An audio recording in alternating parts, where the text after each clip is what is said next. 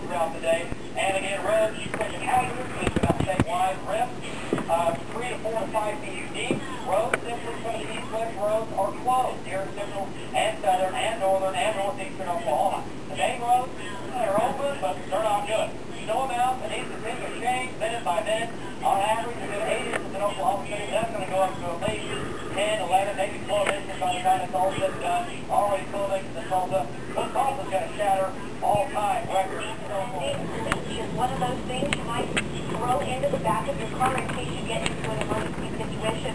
We had a farmer, an older guy, who called in and said they used to put bleach on the bottoms of their feet before they walked out on the side.